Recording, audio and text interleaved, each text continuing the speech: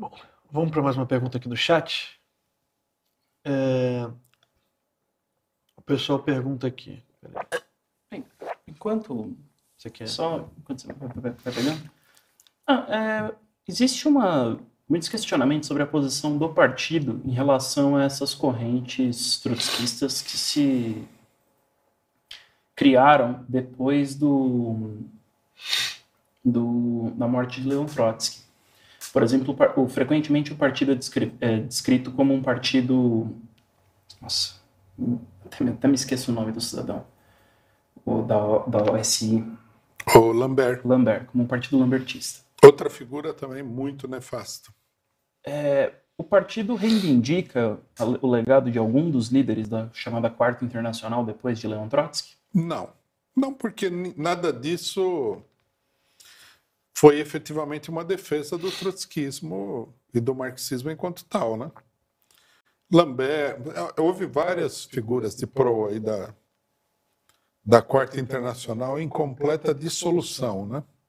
Lambert, Healy, Posadas, Mandel, Moreno, o Michel Pablo, ou Pablo, como o pessoal costuma usar, porque ele atuava na França, era um grego, né?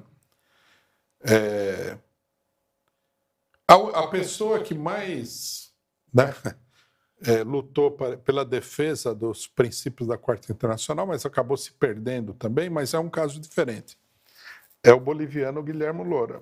Curioso, né? Bolívia é um país tão pequenininho, mas o Lora, a grande vantagem do Lora é que ele tinha uma ligação, primeiro com a classe operária boliviana durante um grande período, que é muito importante para você ter um partido que se mantenha, né, numa política revolucionária, e que ele era uma pessoa também muito séria nesse sentido. Depois ele acaba caindo numa política sectária e se perde também completamente. Mas é o melhor, digamos assim, é o melhor caso, né, dos dirigentes políticos da Quarta Internacional depois da guerra, é o boliviano Guilherme Lora. Tem uma grande dificuldade, né, para os partidos trotskistas e para os partidos, para os movimentos revolucionários de manterem não perderem o rumo de casa. E quais são os principais elementos? É a confusão stalinista? É a crise política no mundo? Por que tantas tentativas fracassaram assim? Até o Lora, que você citou, que chegou mais perto de ser uma pessoa que defendia o programa trotskista de verdade, também não conseguiu até o fim da sua carreira, digamos assim, se manter nos eixos. Eu acho que é uma combinação de fatores, né,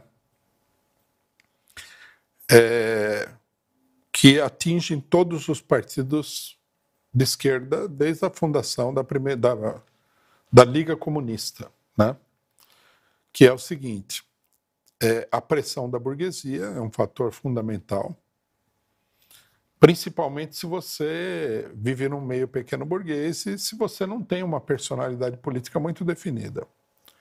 Um segundo fator é o distanciamento da classe operária, né? Nem todo mundo é um Marx, que podia viver na Lua e continuava ligado à classe operária, porque ele, digamos assim, intelectualmente estava completamente ligado à classe operária. A maioria desses dirigentes, na medida em que eles se afastam da classe operária, eles começam a perder a noção do que está acontecendo. O terceiro fator é o nível cultural das pessoas, né? Uma coisa que a gente deve dizer, e hoje em dia isso é ainda mais marcante do que naquela época: os marxistas sempre foram homens de grande cultura geral e de grande cultura marxista. Mas de cultura geral, você não pode, né, tratar o marxismo como uma religião. Então você leu a Bíblia, mas isso daí você tem que conhecer um pouco, ou muito, né, de ciências diversas, de filosofia, de todo o conhecimento geral. Finalmente, o marxismo é uma ciência. Como é que você vai ser um verdadeiro cientista se você fica só lendo as escrituras. Então, a falta de cultura geral e a falta de cultura marxista também é importante. Aqui nós devemos dizer uma palavra em defesa de todas essas pessoas, que é o seguinte: hoje em dia, né, o material que você dispõe para estudar o marxismo é muito grande, mas nem sempre foi assim. Né? Por exemplo, o Jorge Altamira, que foi dirigente do PO, agora está num grupo separado chamado Política Obreira, ele me disse uma vez que quando eles começaram a construir o PO na Argentina, né, eles tinham acesso a um único livro do Trotsky. Assim é difícil, vamos falar que é verdade. Né? Quer dizer, por isso também que os movimentos revolucionários, em geral, prosperam melhor nos países mais desenvolvidos. Bom, cidadão, você vê Marx, por exemplo, passava os seus dias no Museu Britânico. Hoje em dia, felizmente, nós superamos isso daí. Em uma grande medida, nós superamos, porque você tem a internet. Lógico, se o cidadão mora na África e só conhece a língua nativa, ele não vai para frente. Precisa conhecer as línguas que têm circulação internacional, o inglês, o francês, o italiano, o espanhol, o alemão e tal.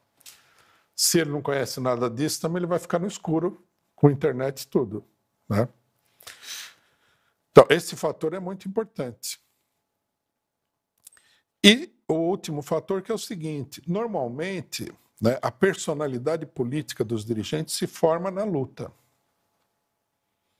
Você vê Marx, por exemplo, ele nasce como Marx e Engels, eles nascem como militantes na véspera da Revolução de 1848. Quer dizer, eles nascem, digamos assim, sob o impacto de uma grande revolução europeia.